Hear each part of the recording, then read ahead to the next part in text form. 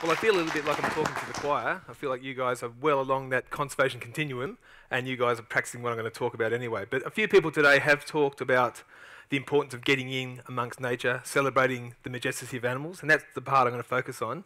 And I'm kind of going to lament over my 17 years at both zoos and what I've seen happen over time. So that's me with my favourite little seal there. I get to regularly play and interact with lots of animals across both properties, and I'm very, very lucky in my role. I have two passions. My passions, as was introduced, are kids and animals, and I'm able to find a job that I can work with both amazing, I guess, aspects. And after 17 years of being pissed on and crapped on and scratched and clawed, I'm going to like the animals more than the kids, I must say. Get it, a joke? Like kids? Like I told my friend that would work. So my talk has three themes. I'm going to tell them right now, because I'm probably going to diverse and leave them behind. That nature and animals are important. You all know that. I don't think we, and I'm included, spend enough time with nature and animals. And three, there's a power that happens that can be used for behaviour change when you experience that. So this is a pretty sort of stereotypical slide.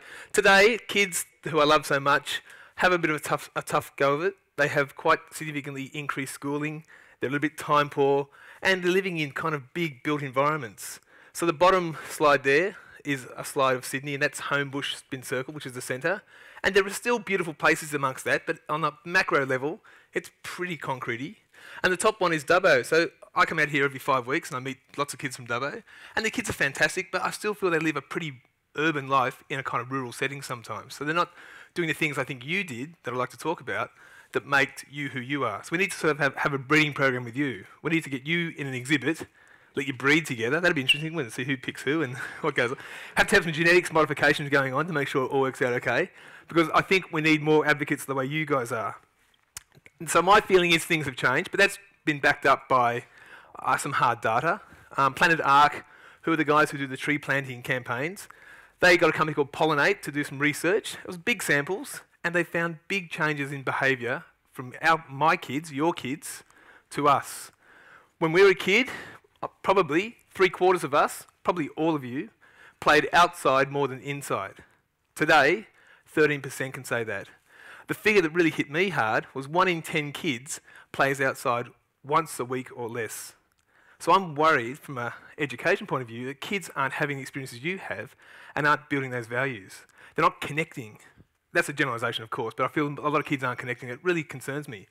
And I work with live animals, as I said, and I love getting animals and kids together and watching that magic moment.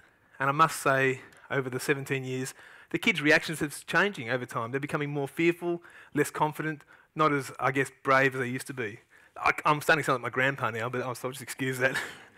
And the other thing too, why it's changed so much, parents have said they're concerned about crime and safety, and people are time poor. People, both parents are working and long hours and things like that, and I'm as guilty as anyone else. What does that mean? Well, it means that kids are probably more, I guess, simplistically, they're more indoor orientated, more indoor focused. So kids are, I wish I was a kid today in lots of ways, they're playing fantastic video games at home.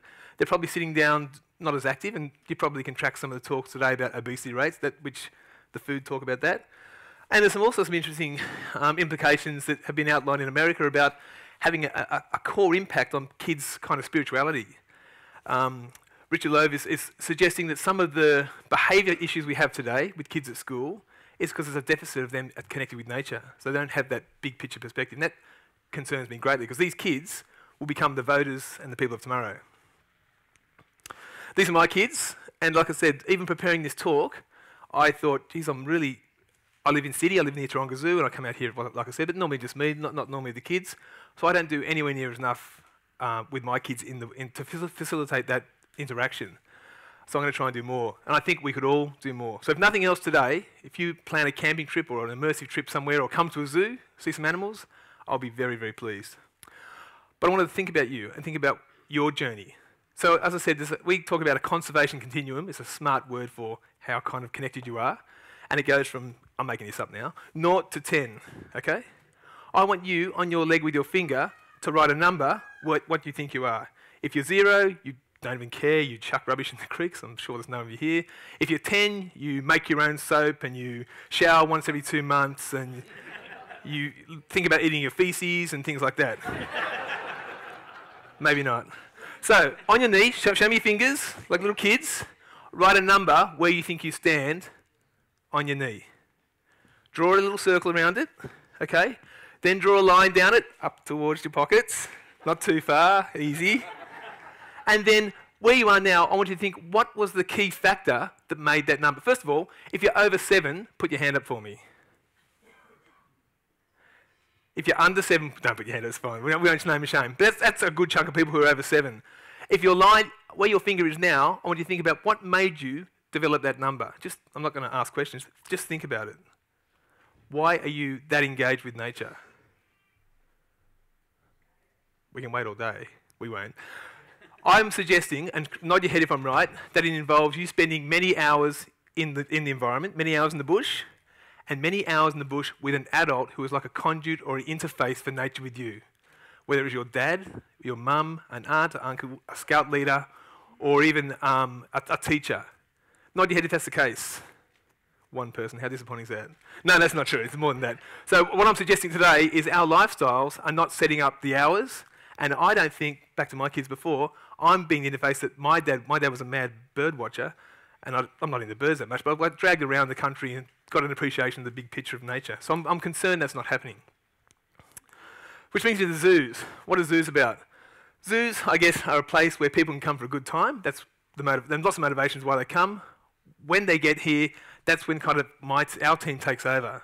We want to craft an experience that questions people's role in nature and encourage them to do more by using inspirational experiences as something to sort of shake their consciousness. We are very, very interested in moving people along so they feel more motivated and more engaged to look after wildlife. And there's lots of things, as you all know, lots of things that people can do to help a range of species. So I believe there's a lot of power to an animal connection. I'm very big on people getting up nice and close. I'm big on people touching animals. That's what we like to do. And I have arguments and conversations all the time about how we do that in a fair and wonderful way. But I have seen some amazing things with animals over time. Down the bottom corner there, we have a group they're called YATs, or Youth at the Zoo. We have 800 of them. They're aged between 12 and 18. And those kids there have given up 3 Saturdays to get on a bus for 4 hours out to the back of Lithgow and plant trees for region honeyeaters. Little boy over here, his name is Mark. This is probably the sweet spot of animals. He's in our program called Burbangarna. We have Burbangarna at Sydney and Wallamara out here, and they're for kids who are in docs care. The kids at Sydney have the most tragic circumstance. They're in what's called the Minister's Care, and these are kids who have been removed and they've had 7 or 8 failed foster models situations, ongoing mental health issues, very, very traumatic. But they come to the zoo with animals, they heal and they connect. So there's something there that I think is really important that I'm interested in getting more kids involved in. So, and of course, there's a group at the top there who are a school at Tumbarumba. We worked with Buralong frogs, with farmers, with guys on their property doing things, which is fantastic. So I like to get kids out, get kids dirty, get kids connecting, and using that spiritual thing that I guess I've talked around about today. But I wanted to test the power of animals. So I bought an animal today for you to meet. Is that okay? You guys are all right with that? Sure? Cool. This animal here is only a baby, but it is a crocodile. But it's beautiful. So I'm going to walk down and show it to you. Just have a quick look at it. And if you want to have a touch, you can reach over, you can touch it. And let yourself be open to the amazing design and adaptations of this animal. Think about how it fits in, and think about how it makes a difference to its habitat, and how we need all bits and pieces, as you guys know, to ensure we have a great ecosystem. He comes from Northern Territory, a place called Crocodilus. He's almost 1 year old, so he comes from a crocodile farm. So when I come down, have a look at his beautiful eyes for hunting. They sit on the top. That snout bends down with just 2 nostrils on the top that come out. So when he's in the water, I didn't work this out, but I've been told less than 1/4% of his body is out of water when he's hunting. It's just the eyes and the nostrils. He's not doesn't have very good endurance. He can't run for very long. If the guy told me, if you know you're being chased by a crocodile, you're going to be safe. It's when you don't know you're in trouble. What makes him so fast is that those high flutes on his tail, his strong legs, and that tail beats from side to side, and he launches himself not unlike a torpedo. He'll grab his food with the sharp teeth. He's big on insects at the moment. Sure. and he will drag his food back in the water, and he'll do that death roll thing. They kill their prey by drowning, not so much by biting. They've been around since the dinosaur days, so they're doing something right. They're found in the top part of Australia, which is a part of Australia which hasn't changed very much, and that's the thing, I guess. What we did, we change things so quickly, animals have no time to adjust or to adapt. We'll come back.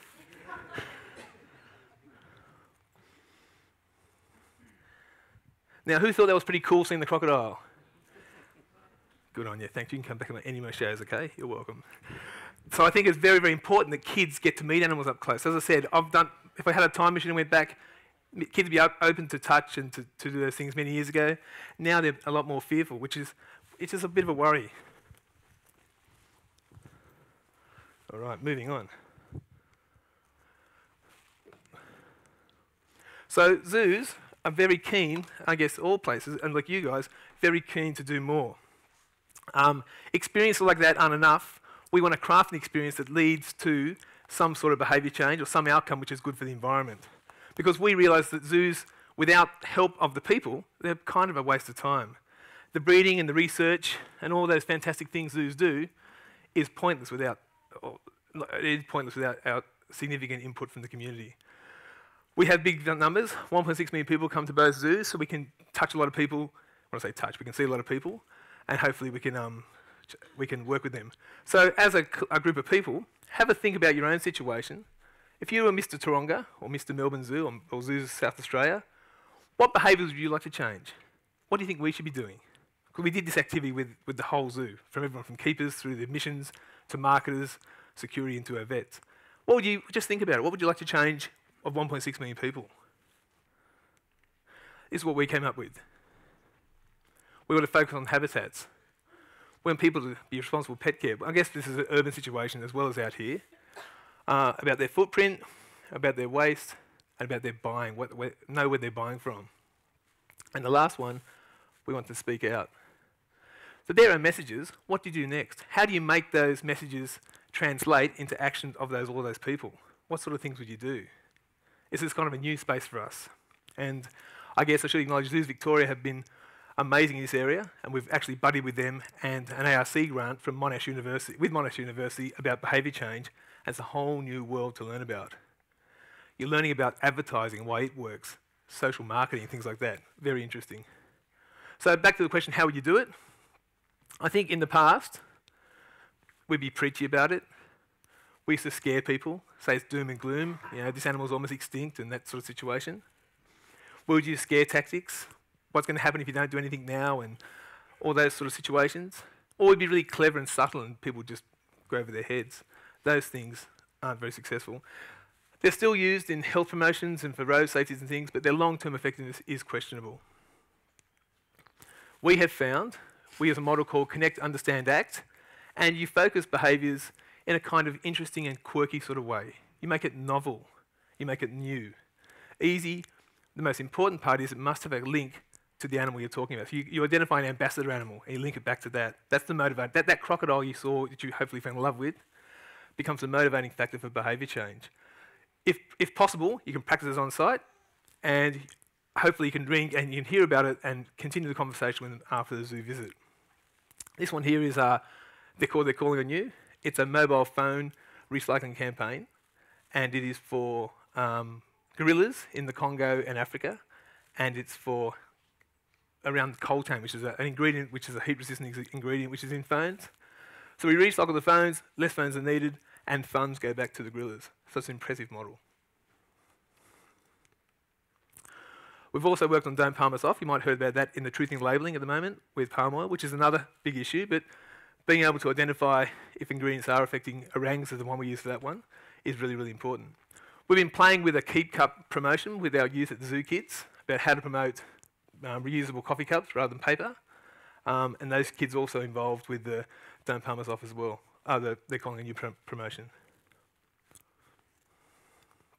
But I thought I'd just, for the last 3 minutes, talk a bit about sustainable seafood, which is our latest campaign. Sustainable seafood is a very complex area. I've done a lot of learning about fisheries and reports and things like that. But our marine mammal team are incredibly passionate about this because it impacts on their sea lions and on their seals. So we're really worried. So the model is you look at the threatening processes. And the threatening processes are overfishing, bycatch, destructive fishing techniques. They're the three main things you sort of target.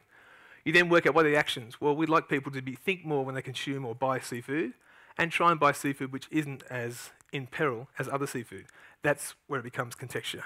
There's arguments around that space, which I've learned a lot about. We identified 4 good fish to eat and 4 fish to avoid. Our 4 good fish to eat are short-lived, high breeding. That's kind of criteria for that. And of course, we use the ambassador animal, the Australian sea lion. So again, it's us as an organisation wanting to create change and create experiences which lead to change. We use the seal show. I don't know if you've seen the seal show at Sydney. It's a fantastic, engaging show. The seals tell the story, get them engaged. We use a mobile phone, which I won't go into the details of that. The program itself is interesting, about click-throughs and sending videos and recipes. And then you measure the consumption rates and things like that. But why I told you that is because the spaces you work in, you should hopefully do the same thing. Look, second last slide. How are you placed to act in your situation? Are there threatening processes going on? Do you have an ambassador animal you could use? Work with the school, work with your community club, work with church, work with the group of people you're with. Make it fun, make it novel, and hopefully drive change. I heard Fiona's talk. I love that. Our community getting together over an issue and working together to find solutions. And it doesn't mean the greenie tree hugging thing. It means working in collaboration with all stakeholders to get the best outcomes for wildlife, which is what kind of interests me. Make it fun, spread it and share. So the idea of lots of little fires around Australia would be fantastic. There are big ones that zoos run you can hook into. There's ones that NGOs run as well, campaigns around behaviour change, but certainly your own one would be really powerful. That's my last slide. That's little Summer, my daughter, who was up at Cascade up near back of Coffs Harbour. She caught a tadpole, and she's still mad on frogs today. Thanks for your time.